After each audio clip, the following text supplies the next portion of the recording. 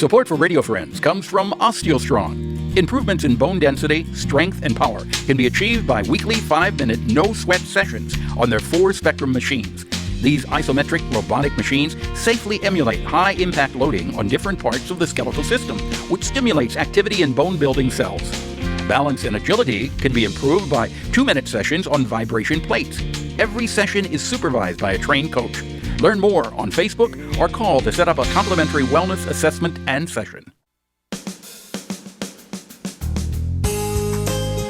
Good morning. Welcome to Radio Friends on Thursday, January the 14th. We're going to talk about foster care and adoption today. This is something that is really pretty important in our community. I want to introduce you to KATHRYN O'HAGAN. Good to have you here, KATHRYN. Thank you so much for having me. I think you were with us, what was it, back in November That's right. of last year. Yep. And there was so much more to talk about. We ran out of time.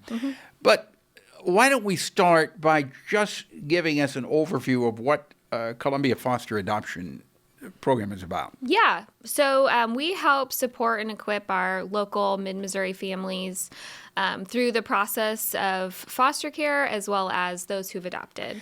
Now, when you say mid-Missouri families, are you talking about Columbia, Jefferson City, or how large of an area are you working with? Absolutely. Boone County is our major support area.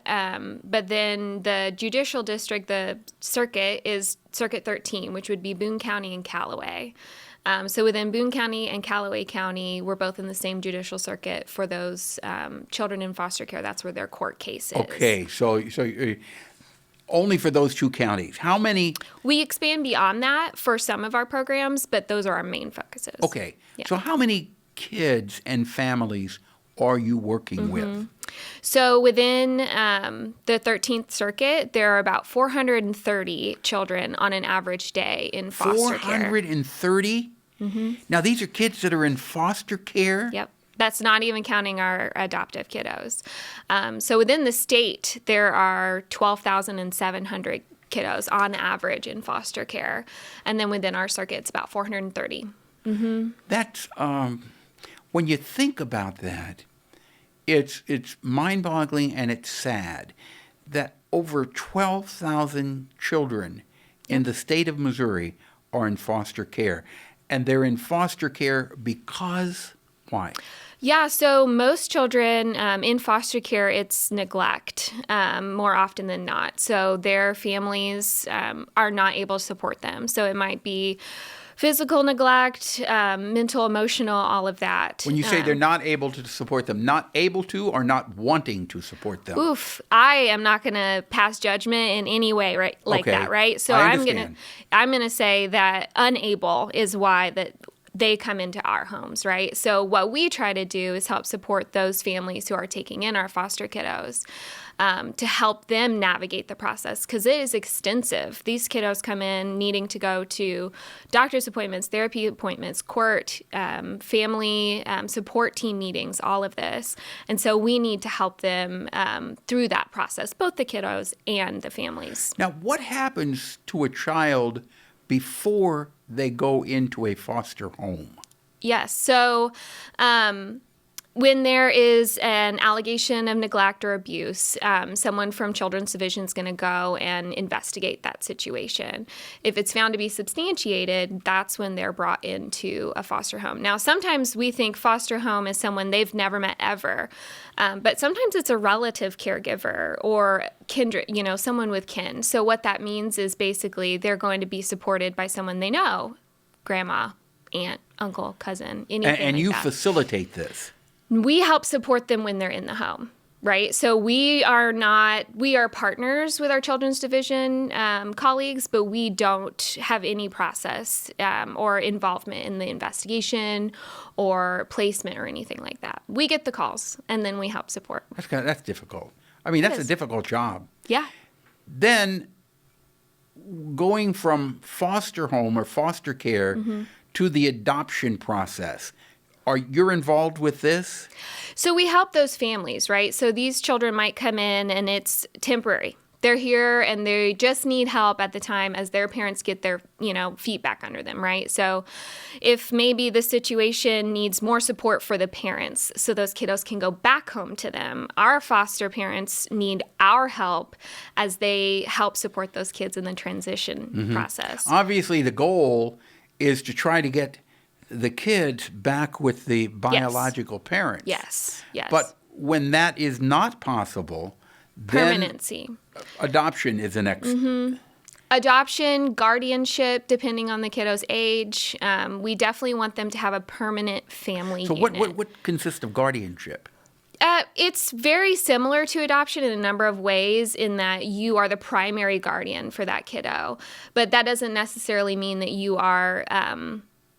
It's a different in legal terms. It's not a difference in like your feelings or care for that kiddo. Right. It's legality pieces. But if you're the guardian, then they are not legally your child as they would be if you adopted them.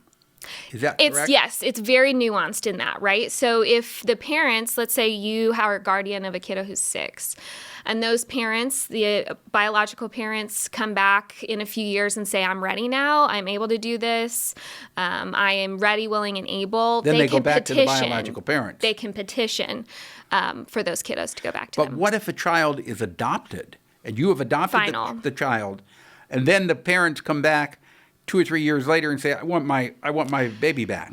Ideally, what's happened is you've kept a really great relationship with that individual. So it's not as if it's a tug and pull between that kiddo. It's very much co-parenting. I've had, foster children in my home that I have a great relationship with their parents. No, I'm talking about if you've adopted the child. Still, the if hope you've adopted is that the child, can the parents come back and take that child away from you? Not really, no. No, it's definitely different than guardianship. Okay. But the hope is it's never contentious, right? The hope is not that it's like any sort of, pull from those kiddos. It's that you've already built that relationship. There's no need to say, I need to come back in and have that relationship. It's that you text and call and maybe there's visits, but it's still, that permanency for the kiddo. Now, in the foster care, there is an age limit, correct? Yes. So if a child is not adopted by a certain age and they're in foster care, the foster care ends. It does. And so that's why it's so important to have these relationships with these kiddos as often and regular and committed as possible. So we have colleagues across the state. CASA is a great example, our court-appointed special advocates. In fact, we're going to do a segment with CASA in the next couple of weeks or so. Yes, because that's so important for helping the kids. Yes. So that's a relationship that maintains as maybe they age out of the system. But our hope is to maintain that enough that they come back. Okay, if they age out of the foster care, because we're just about out of time. Yeah, sure. Do they ever age out of having a guardian? No. Okay. No. So if they have a guardian, They're family. That's family. That's forever. Family. But they can age out of the foster care. Yeah. All right. Yeah. If people want more information on this, where can they go? ComoAdoption.com. ComoAdoption.com. Yep. Columbia Foster and Adoption Project. Thank you so much. Thank you, KATHRYN. And please keep us updated on your work. Absolutely. All right? Thank you so much. You're welcome. If something you'd like to hear or see, drop me an email, pepperp@missouri.edu, and wear that mask today. Bye-bye.